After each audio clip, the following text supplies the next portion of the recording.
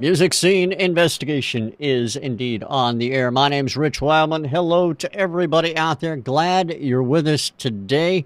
It's going to be an interesting show today. 3 new songs, 3 new artists. I think you're going to like what you hear. If you don't like what you hear, don't blame the messenger. All right, it's all random. I have no control over what or who is selected for the panel to hear, and they don't have any idea what they're going to hear until they hear it live on the broadcast along with everybody else. So that alone makes it interesting. Now, another interesting thing I want to let you in on before we introduce our panel is the fact that on the MSI website is something a little new, and we're trying it out and certainly hope everybody takes advantage of it. We have a PayPal donate button up there. Basically, we've been doing this show for over 4 years. This is our 5th year. We're well into that already.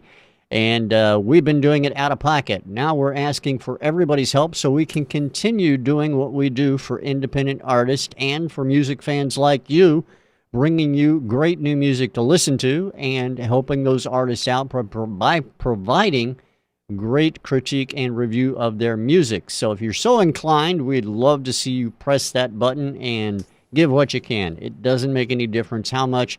Just, if nothing else, let everybody else know about it. And maybe through that act alone, we'll be able to keep doing what it is we do.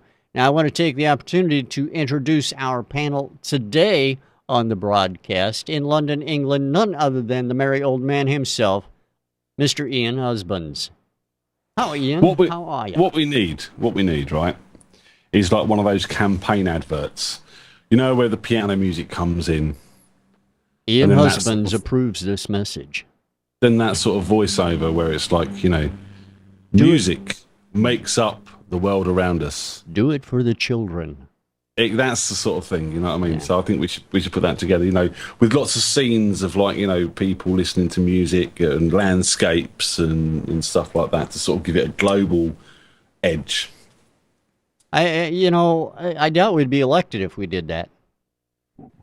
Just saying, you know, we're not after being elected. We're just after a little bit of cash to help us run the website. Oh, okay. I misfollowed you there. My fault entirely. Quite seriously, guys, please, if you can help. Rich is going to be made destitute if we don't pay his bills, and you know he cannot broadcast from the corner of the cornfields. So please help us. He's renting himself out as a scarecrow to make a bit of extra cash, but it's just not enough at the moment. So we do need your help. On the plus side, I do have a cardboard box already picked out. We'll review for food. Yeah, well, there you go. You know, it's the way it is. So, Ian, everything going well over in England, I guess. So, because you didn't say it wasn't, so I'm assuming it is. So, what about? It's been a nice day today. Okay, well, that's good. And it was my wedding anniversary yesterday. Was it?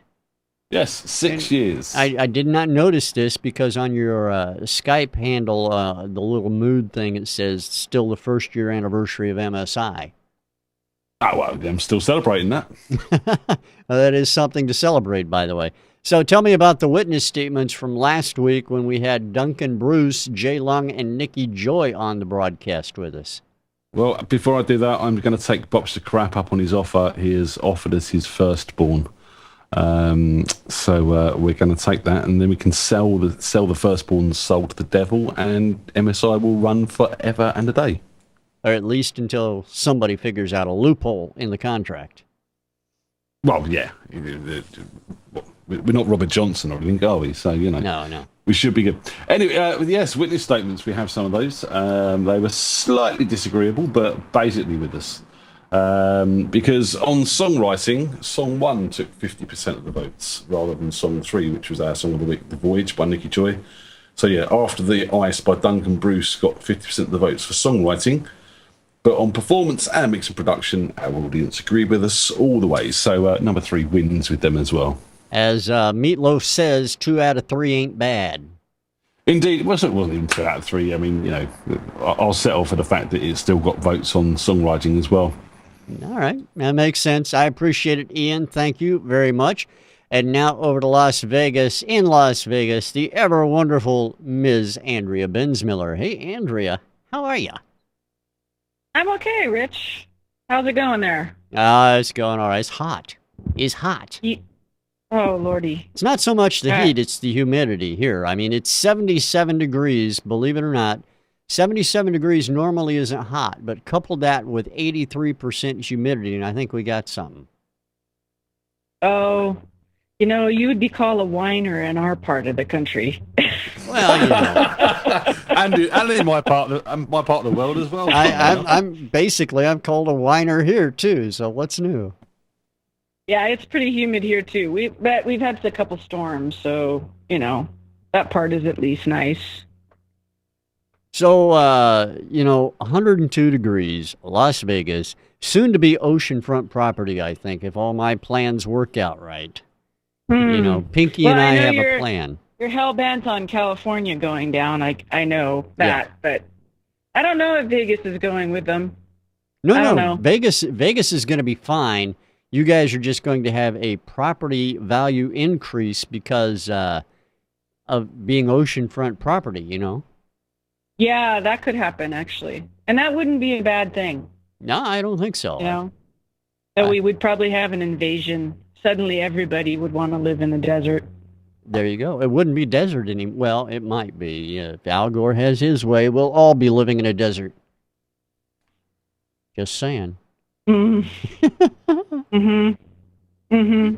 All right. We're not going to talk about Al Gore today. Okay. Well, we'll leave Al Gore out of it.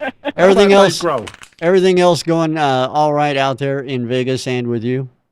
Yeah, everything's good. I actually took my parents to see the one of the Cirque shows last night, and it's kind of a good reminder of really what this town offers in terms of art and entertainment, because it was a seriously badass show, and it's pretty amazing, what they can do with an hour and a half of your time. And I know a couple of the musicians on that show, and they're both also incredible. So yeah, it was a good reminder that music is still, still very present in people's purview, and it's making some money in parts of the country where, people really still care about something other than social media and the Kardashians. So help us with the Kardashian. Kim Kardashian took a selfie with presumptive Democrat nominee Miss Hillary Clinton. I did see that. I blew it up poster size and hung it on the wall. Next. You don't believe me, do you? Next. No, she doesn't believe me. Oh, well, what can I say about that? Our guest panelist on today's broadcast, you know him, you love him. He is the doctor of rock. Just ask him. He'll tell you. Mr. Mark Lamdanski from Worldwide Indie Radio, the IMC Mag, and now something new he'll tell us about here in just a second. Hey, Mark, how are you, man? I'm doing all right. You can just call me the Rock Doc. That's me. Yeah. No, that's what I had to come up with a name. I had to come up with a name, and that was just the first thing that came to mind. So, if you're the Doctor of Rock, can you help me with my kidney stones? I'm not the Doctor of Stones. Sorry, they have to be bigger. Okay. Size matters in this case. So. That came out really funny. Well, if he's got a stone, it really should come out, though. Yeah. So thanks for your advice, Doctor. Take 2 aspirin and call Rich in the morning. Yeah, I'm sorry. What was the question, Rich? I was going to ask you to tell us about the new venture you have going on. Well, first of all, I love how you keep saying you have going on, because I don't know if you're just trying to keep it a secret, and maybe I should have asked you this before, but tough shit. We're all going to say it now anyway. Yeah, well, we have WSFR going, which is Where South Florida Rocks. It's a local rock station based down here in South Florida. We are digital, so it's internet based and played to the world, but we're focusing on the small businesses, trying to get them exposure down here, as well as, of course, some local bands We are going to play everything from classic rock to modern rock, everything in between, with inserts of independent rock, like 3 or 4 an hour. Not going to tell people that this is an independent band or an unsigned band or an emerging artist. We're just going to play the music and hope that they love it and want to and make their eyebrows go, up like that, and go to our website to see who they were. And we're hoping that will provide some exposure to the indies, like we've always tried to do, and drive more traffic to our site. And I have a really good program director, hopefully. Who hasn't done anything yet. I noticed this. Hasn't done shit yet. No, but anyway, he's pretty lazy. Yeah, so that would be, of course, Rich. Rich is going to be...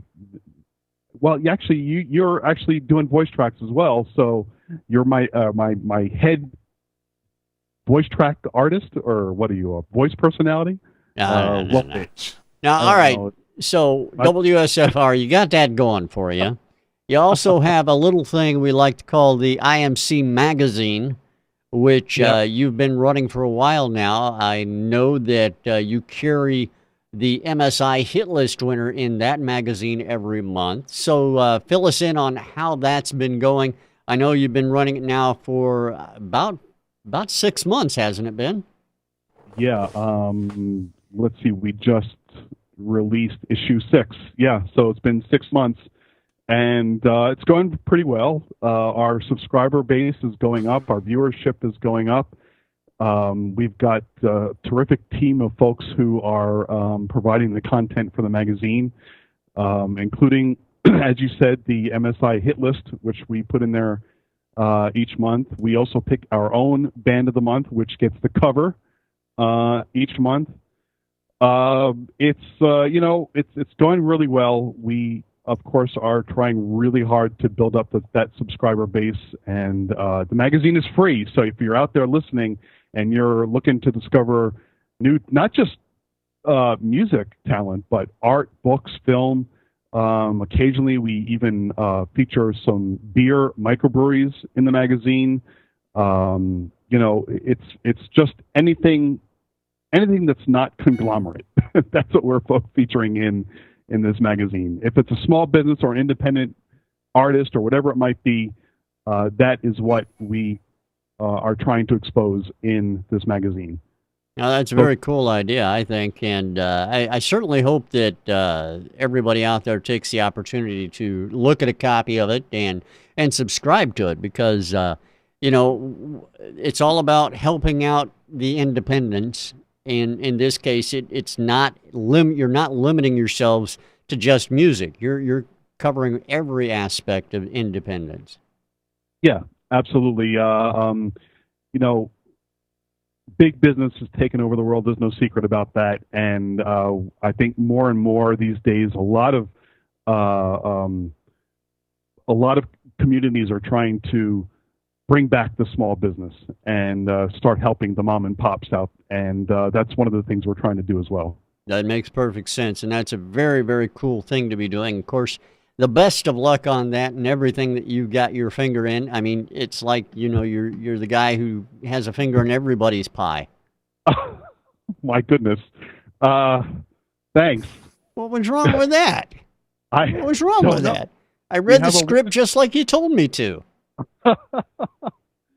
So how's the weather, Rich? It was fine. It's fine. It's hot. It's hot. All right, I don't want to hear about hot. We've been in the mid-90s, about 70% humidity. Yeah. I've read the weather forecast. Carbon copy every day of the week. You're darn right. Every day of the week, it's exactly the same. Does it still rain between 1 and 3 there, like clockwork? Like clockwork. Yeah. Yes. What can I tell you? It's the way it is. I mean, that's Florida for you. Yeah. All right. Well, I do want to take the opportunity to say hi to a couple of people in the chat room, Pinky, Box O, and Patty. Now, Andrea, come on, you got to fill us in. Quickly, what? Who do I'd like to say hi to Janae, who's on Twitter. with us, and she's just put a post up saying, "Happy anniversary, Ian. In lieu of gifts, let's all send some cash to MSI." There you go. Sounds like a plan. I don't want gifts for my anniversary. Just donate to the site. Thank you. There you go. Now, I do have a question for Andrea, because Andrea, I know, had the opportunity to meet Patty here, what was it, a couple of weeks ago. Mm-hmm. And we didn't get to talk about it. This is, I think, a first chance to talk about that on the broadcast. So how'd everything go? She wasn't some crazy maniac that you meet online, was she? No, she was awesome. She was really awesome. You know, it's funny because people are always, Patty and I met after she left Vegas. She was a Vegas musician, and a lot of Vegas musicians get connected on social media. And so we connected on Facebook, and we had, been talking on Facebook for about a year and a half, maybe 2. And so when she said she was coming, of course I had to meet her, because I'm always so curious about people that you meet on social media, what they're really like in person. So we met up. She's lovely. She's a very, very sweet lady, loves music, goes, to all ends to support artists who are out there playing in the clubs and playing in the bars. So she's just awesome. That's cool. Now, Pinky is stating for the record that while Patty may not be the maniac that some people like to think people online are, Pinky is stating emphatically that he is. So, a little word of advice there, Andrea: don't meet Pinky at all. Just ignore any invitations. And I'd like to say to Patty, you're lucky, because Andrea came over to the UK, not very far from where I was, didn't even bother. Not even a phone call. Not even an email. Oh, there you go. That's all I'm going to say. I wasn't hurt or offended or anything. Yeah, that was unfortunate. I will, Ian, I will put you at the top of my list, because next time I won't be there for a wedding. So, I'm gonna hold you to it, and I've got a load of witnesses, all our viewers, all 1,000 of them. And I promise, I will make good on that promise. I will, for sure. Right. I'll even make you a good cup of tea. Ah, cup of tea. Got one already. Thanks anyway, Ian. Appreciate the offer. We do have music to listen. I know Andrea's drinking tea right now as well, so we're all in the same boat, except I'm drinking port. Yeah, I was going to say, you're a wimp. You drink wine. I whine, but you drink it. That's all right. All right, we have some music to take a listen to on today's broadcast. As I mentioned earlier, we're going to get to that right now. So everybody turn it up and get ready, because this is track number 1 on today's Music Scene Investigation. Here it is, track number 1 on today's show. Enjoy it, everyone.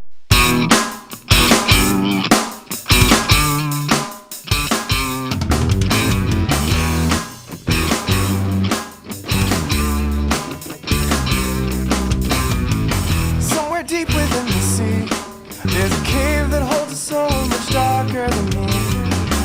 Yeah, she stands kissing the air that we breathe. At her feet lies a body, so though she's deceived. Will you rise up and stop her? A merciless woman who will stop at nothing to destroy the land of her fathers, of her fathers, of her fathers.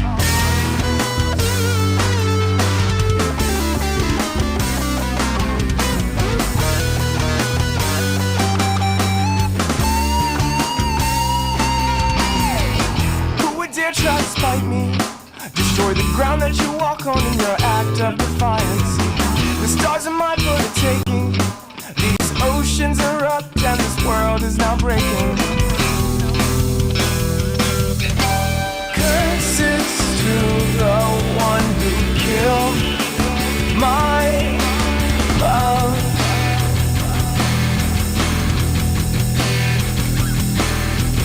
This mortal man must pay in blood.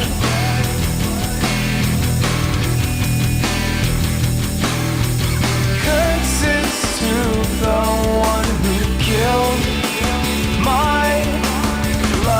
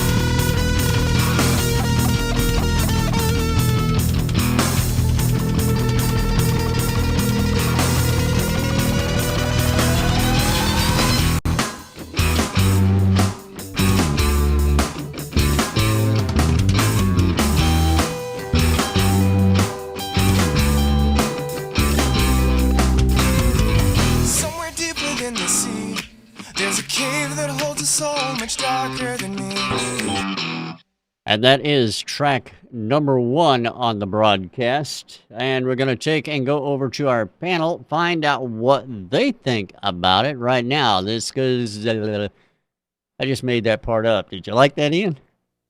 No. No, you didn't. Well, tell me what you think about track number 1. All right, okay. There's a good song here, and there's a good band here. Unfortunately, the finished product isn't quite up to scratch. And for me, this track is missing production. There's elements of thought about it in there with some of the reverbs and delays used in the vocals and, you know, a couple of little arpeggios and the guitars and stuff. Some really nice parts going on, but it's not being pulled together. To start with, that drum kit sounds like it's raw as hell and that hardly any production's gone into the drum sounds at all. Drummer is playing some really nice stuff. Some really nice feels and good grooves, and you know, he looks in really, really well. Again, the whole band, performance-wise, very strong. Did hear some tuning issues between, I think it was the bass and the guitars at one point in time. But I don't know if that was down to playing or actual tuning, but there were slight clashes going on there somewhere. This sounds to me like it was possibly a band who's done most of this live in the studio, then maybe overlived the vocals or something like that, and haven't really then got the mix down and the production down on the track. You've got your 2 guitars, you've got your bass, you've got your vocals, you've got your drums. There's a few vocal overlays, but not enough in my opinion. And it just doesn't kick in where it should do. The dynamics of this track are all pretty sort of the same. Because, you know, you're not riding faders on the mix, and, you know, you're not getting your compressions right on your guitars. The guitar sound was brittle and nasty in places. The bass was generally pretty good all the way through from what I remember of the track. And I like the guy's voice a lot. And, you know, there's a song here. There's definitely a song. There's some good lyrics. There's some good melodies going on. Elements of, what's the band? I can't think what they're called. Incubus and stuff like that sort of going on. So I think, you know, you've got a really modern sounding song without the production. You need to go over, you know, start getting some compression on those drums and tightening them up, getting those guitar sounds sounding better, layering a few more vocals in there, maybe even some synths just to sort of give a bit of atmosphere in the background. And I think, you know, if you take this to a producer, you'll come out with a much better product. All right, very cool. Thank you, Ian. Over to Andrea and her thoughts. Andrea, track number 1. Yeah, I agree with Ian. A lot of my notes were the same. They sound like a good band. It's a decent start of a song, and I'll explain that in a second. I like the guy's voice. I thought it could be brought up in the mix a little bit. Overall, the mix itself was what I would call spread, which is basically everything sounds like it's kind of far away from each other, and there's nothing really melding it together. That's where that production that Ian's talking about comes in, because, you know, when you have, if you're trying to make a record, you have sounds that there'll be a track that, you know, it's not necessarily present, but its goal and its purpose is to try to link together some of the other tracks that sit maybe a little bit closer to you in the mix.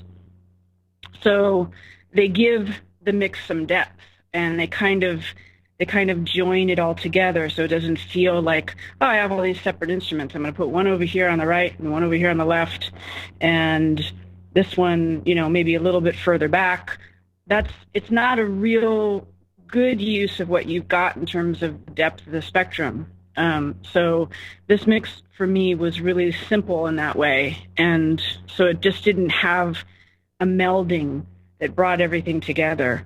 What I meant about start of a song is the section breakdown on the song I found really confusing. You know, there was a verse, and then there was a solo, and then there was another verse, and then there was something that sounded more like a pre-chorus than a chorus, but I take it was actually the chorus. And then there was a breakdown, and then it ended. So I'm not exactly sure where the hook was and what we were supposed to be listening to for the chorus. And to me, that's a weakness. I mean, I know we get into this argument here about should everybody write the same form, but the reality is you want something that people can hang on to throughout the song. And it didn't really have that. It didn't have a really strong vocal hook. It didn't have a very strong melodic hook. And I think ultimately it's because that section that was supposed to be the chorus really is a really good pre-chorus, but there is no chorus. That was at least the way that I heard it. It ends quite abruptly, like all of a sudden the song's over, and you're kind of waiting. Where was the hook, you know? So, and then this section that is supposed to be the chorus, I found the singer, there's even a line that said, "Curses to the one who killed my love." And then the one line after that was something about blood. But there was no energy or passion in that track there. There was nothing about this theme going on in the song. If it's ultimately a song about anger and death, and losing someone you love, I would expect to hear something of that, you know? And it just didn't have that. And some of it is production and some of it is delivery. So I would say, yeah, I agree with Ian. Good band, a good start. The start of a good song with some tweaking and some more work. But definitely kind of the demo phase of something that could get better, for sure. All right. I appreciate it, Andrea. Thank you. Now over to the man in the middle, Mr. Mark Lamdanski. Mark, what do you think about track number 1? It's really difficult to add anything to what Ian and Andrea. Oh God, Andrea. Sorry, Andrea. That's okay, Mark. Brain fart. Woo. At least it was the brain. Yeah. It kind of hard to add on to that. I guess at best I can reiterate a lot of things. I really overall thought it was a good song, or as Andrea would say, a good start to a song.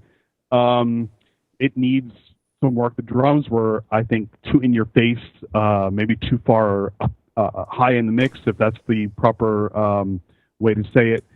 Either that or the voice was just not loud enough, at least not at the beginning. I seem to, as the song was progressing, I think I heard the voice come out a little bit more. It might have been a little bit better as it was going on.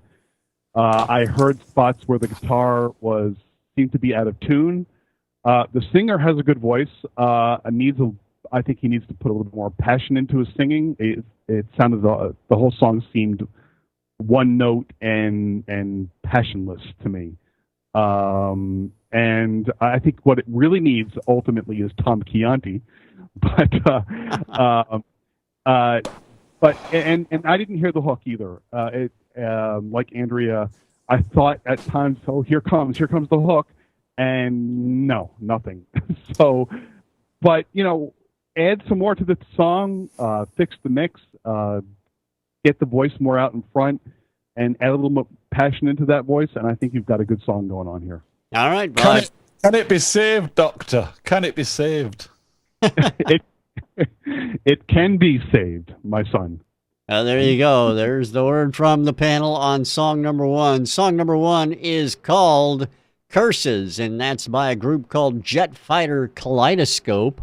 And we appreciate Jet Fighter Kaleidoscope sending that track into Music Scene Investigation.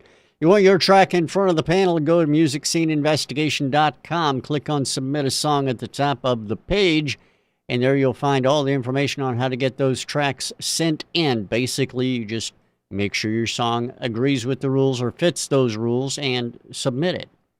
Click on the file name, submit. It's that simple. Ian, you had something to add, sir. I've got a question. Okay. If Mark's the doctor, does that make you the nurse? No. Not at all. Are you trying to get Rich to give you a bath? No. Not going to happen. No, I just have visions of you two playing doctors and nurses together. Nope, that's all right. You keep having those visions, you'll go blind eventually. All right, 2 more songs to take a listen to on today's broadcast. We're going to get started with track number 2 right now. Sit back, enjoy. This is track number 2 on today's Music Scene Investigation, everyone. Enjoy it.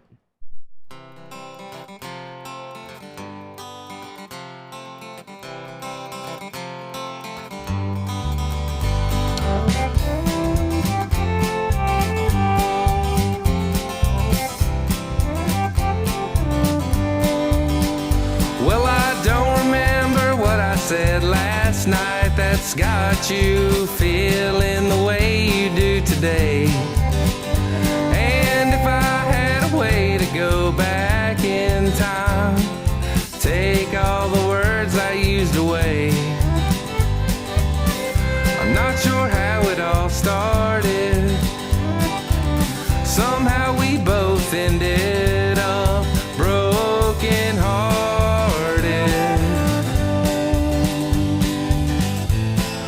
Ooh, but if I had a time machine, I'd turn all the knobs and the levers.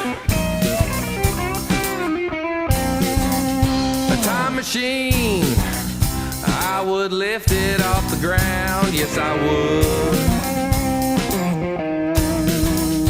Travel backwards to last night when I said those terrible things I said. Well, a time machine could sure turn things all around.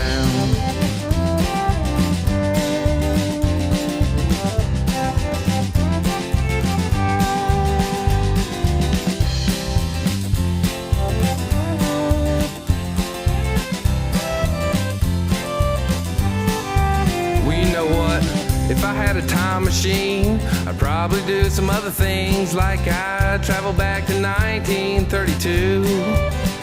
And I would buy me an old guitar and play Stairway to Heaven and every song from Dark Side of the Moon. Hang gold records on the wall, and we'd sell out every music hall, all in all.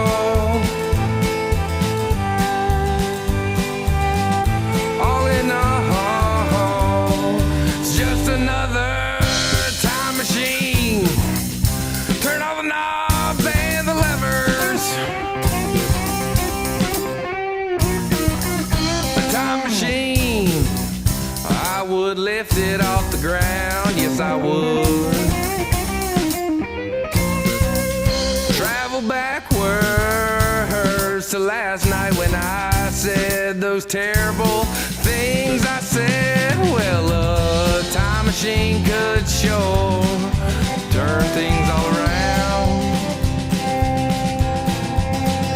Well, I'd bet on Buster Douglas, I'd invest in Microsoft, and I would be there when the Wright brothers made that plane take off.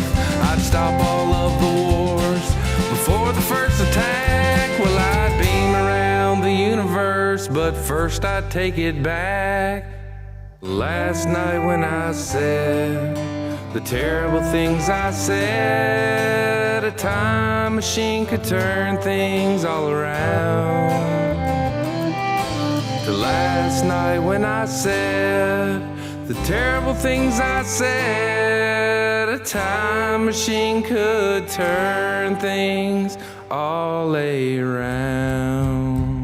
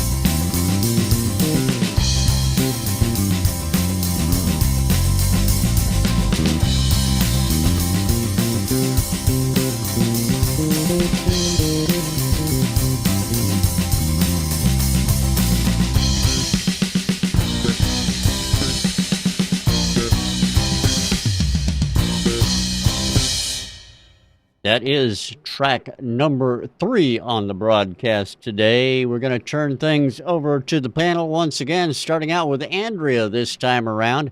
Andrea, just call Mark that guy. You don't know his name either, so it's all good. So Go ahead, Andrea. Tell me what you think about track number 2. I know Mark probably just had one too many beers like last time. Yeah. You know, when you listen to the wrong music. Or he hit the wrong button, Yeah. so, it's okay. He's Doesn't drinking take much- champagne these days, darling. Champagne. All this new radio station and stuff, he's rolling in it. Oh, maybe that's the problem. He's a doctor. You know how much they get paid. Yeah, when I have too much champagne, it's not pretty. Apparently, Okay, when I drink too much champagne, I can't remember champagne. Apparently, when I drink too much champagne, I can't remember your name. So Yeah. So let's see. Where to start on this one? I thought the band was good. I thought it was recorded well. I liked the mix. I think all of those things were strong. I'm not nuts about this song. It's kind of cute. It didn't have much of a strong melody in it to me. And I thought that the overall method of writing is what I like to call stream of consciousness. It's supposed to be a story, but it comes out without very much art. It's not particularly poetic. It's not, maybe the sentences aren't really designed to support music. They're just kind of a rambly story. And then you get to the chorus in this song, and the time machine theme is supposed to tell you what this whole thing is about. But I found that just to be kind of, as an idea, kind of, if you're gonna do that, make it clever. If you're gonna go with that theme, don't just spit out the story. Maybe try to turn it into something that's really kind of clever and interesting. I didn't find that. I just thought it was kind of a cute idea. The vocalist also needed some work. Needs some work on control and pitch. It was pitchy often. The throat push that he's using on Time Machine the first couple times, I'm not exactly sure what it added. If it was supposed to be, kind of give it some more edge there, but it didn't really work for me. So, I think that there's kind of the start of a good song here, with a good band. But the song needs, you need to figure out what you want it to be. Do you want it to be a really well-written country song that has kind of a clever twist?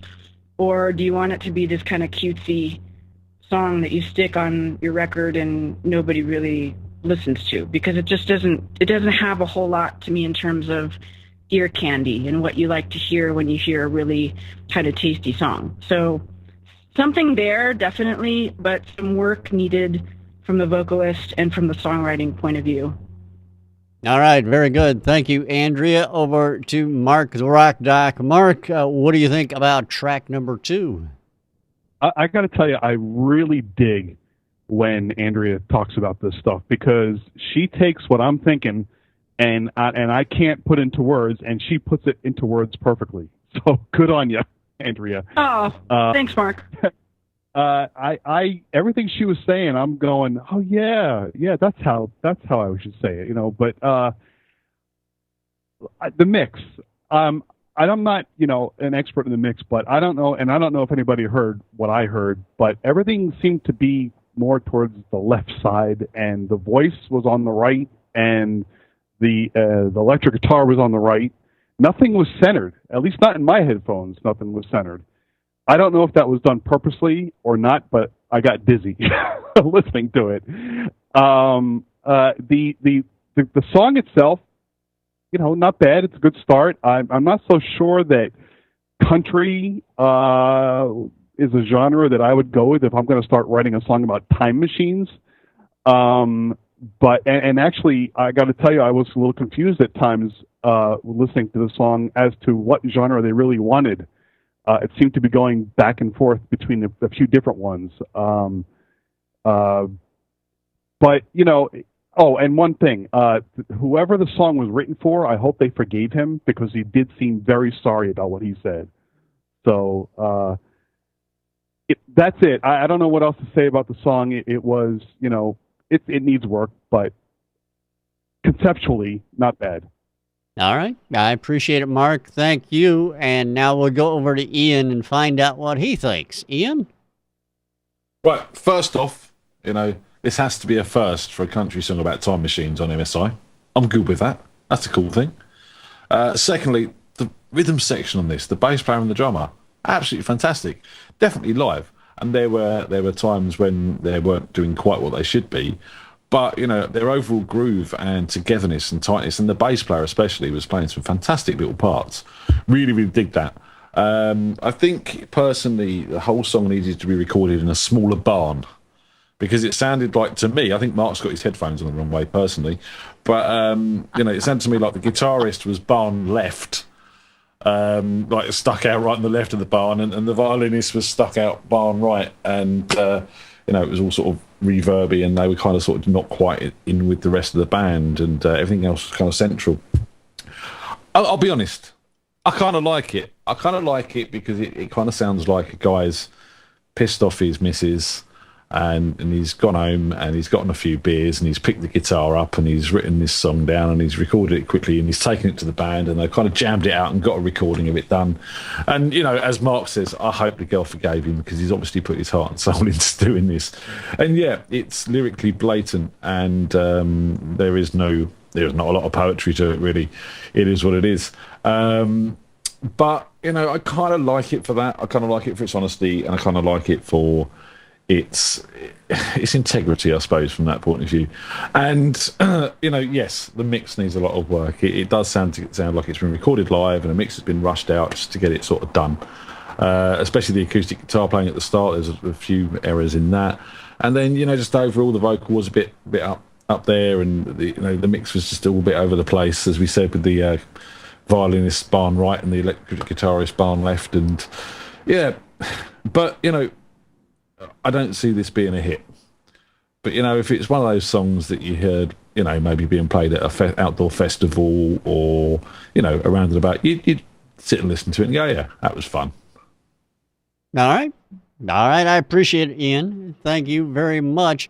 Track number 2, as we heard it here, it's called Knobs and Levers. Please disregard my spelling of knobs on the title there. It's by Robert Lathan. How have you spelled it? I spelled it Knowbs. Knobs. Knobs. I am from corn country. What can I say? Thanks to Robert for sending that track in to Music Scene Investigation. Now we're going to take a listen to track number 3, our last track on the show for today. So sit back, enjoy as we take a listen to track number 3 on today's MSI. Here it is, everybody. This is track number 3.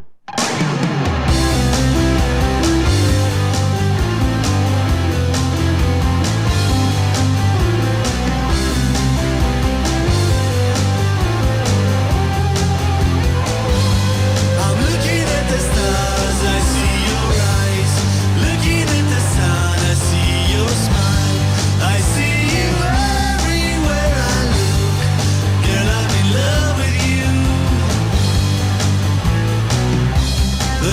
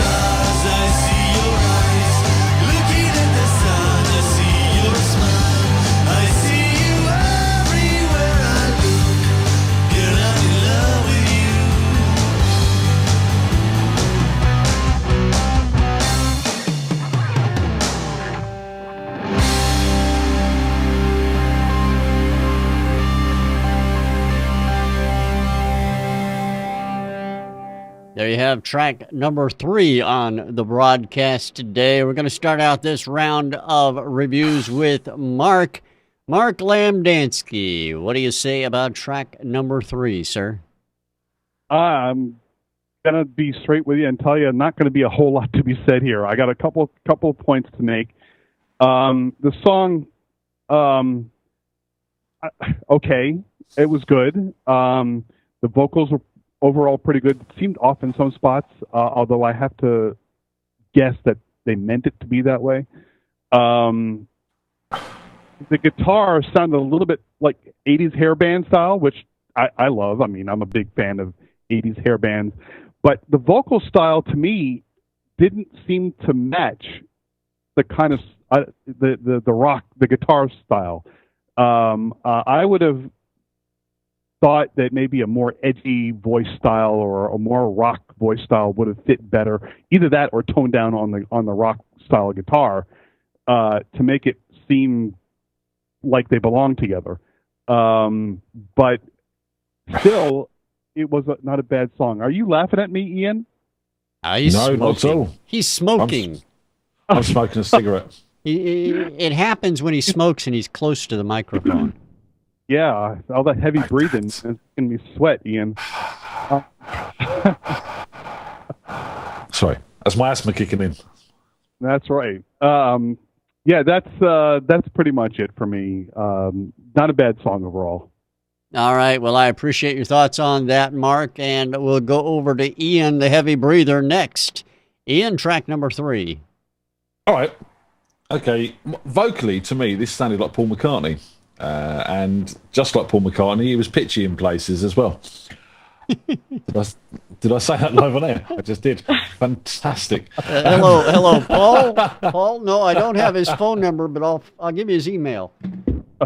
Look up my Paul McCartney Meat Free remix. That's what I'm going to say. But no, yeah, there was elements of Paul McCartney in that vocal for certain. But as Mark was saying, you know, that kind of didn't fit with that sort of more 80s rock sort of backing. And that 80s backing was a wall of sound. It was massive. Too massive in places. As Pinky's saying in the chat room there, reverbs galore going on, making it a bit muddy and a bit on top of each other. You know, strip back on some of those reverbs and get that vocal in a position. It was too low in the mix. It was just dominated by that wall of sound behind it. This, to me, sounds like an online collaboration.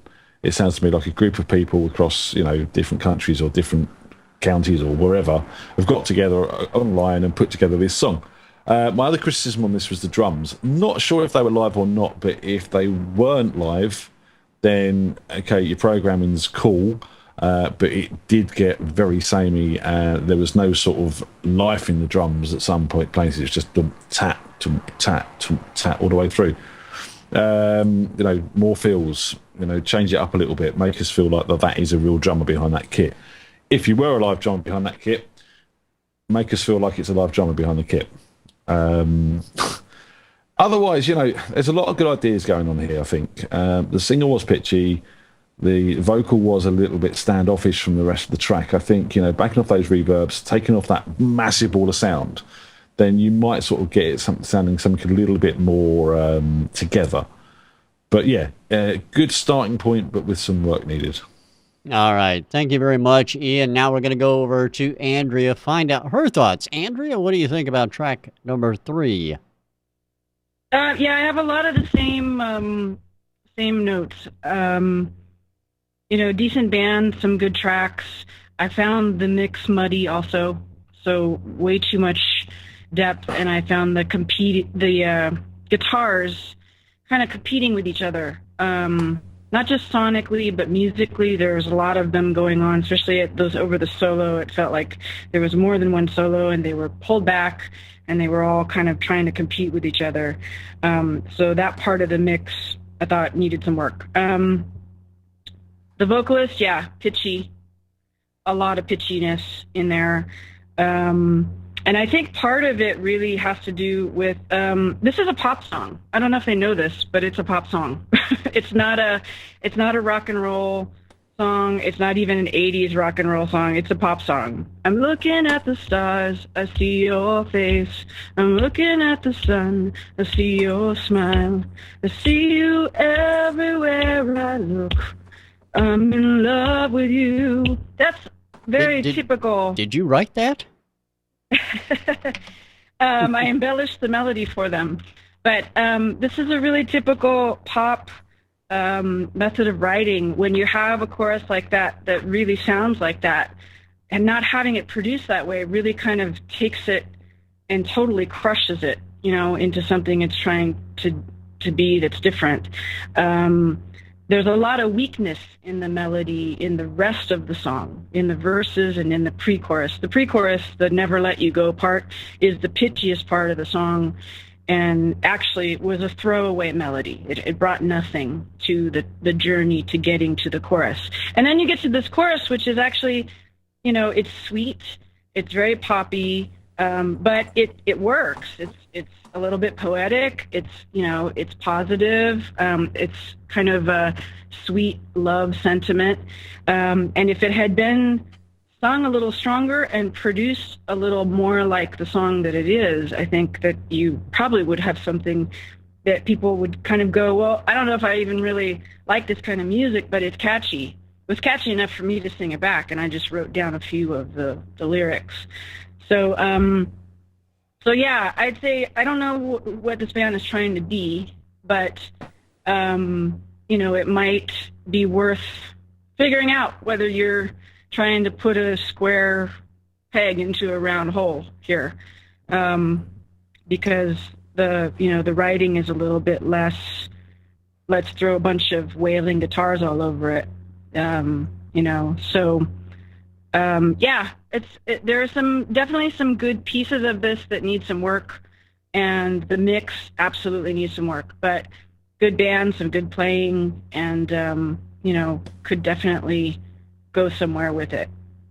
All right. Well, I appreciate that, Andrea. I'm reading through the chat room here and reading what Box is saying. He's just echoing what Andrea said.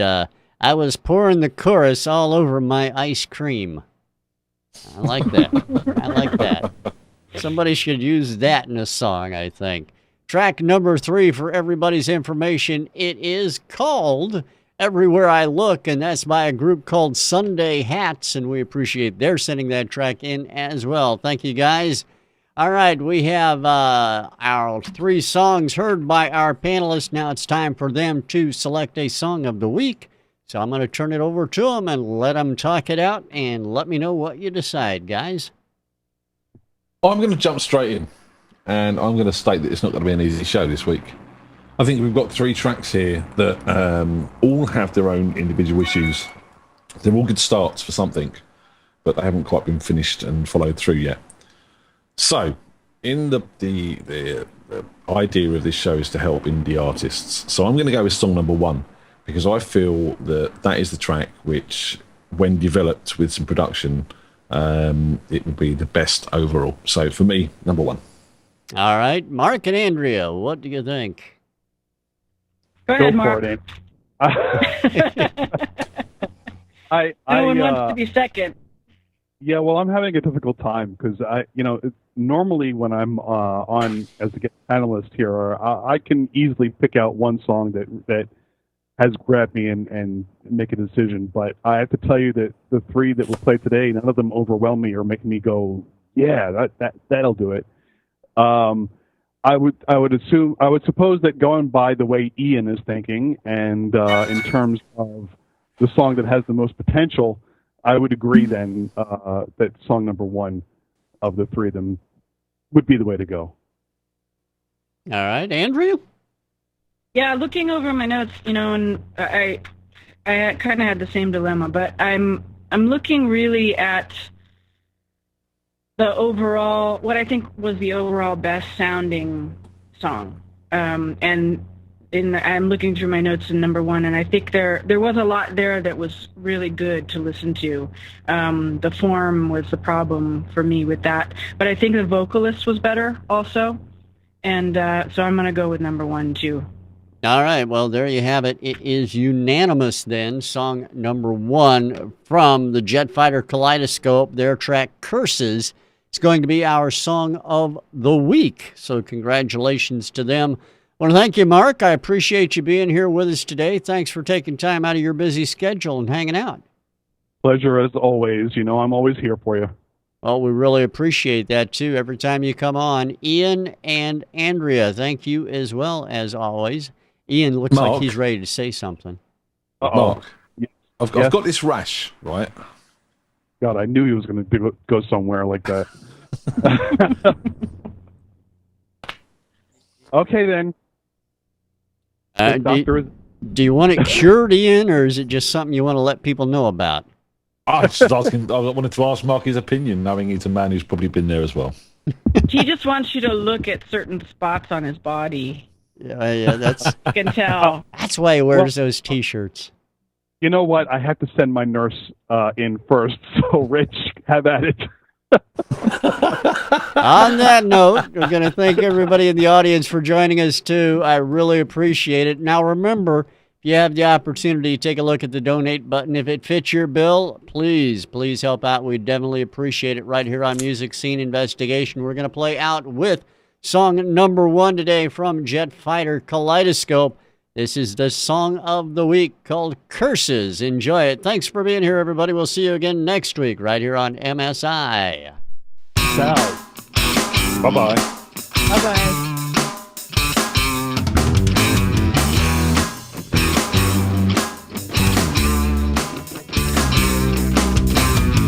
Somewhere deep within the sea, there's a cave that holds a soul much darker than me. Yeah, she stands kissing the air that we breathe. At her feet lies a body, as though she's deceived. Will you rise up and stop her? A merciless woman who will stop at nothing to destroy the land of her fathers, of her fathers, of her fathers.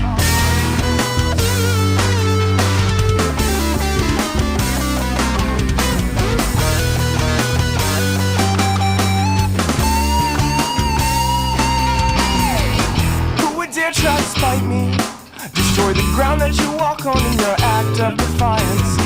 The stars are mine for the taking. These oceans erupt and this world is now breaking.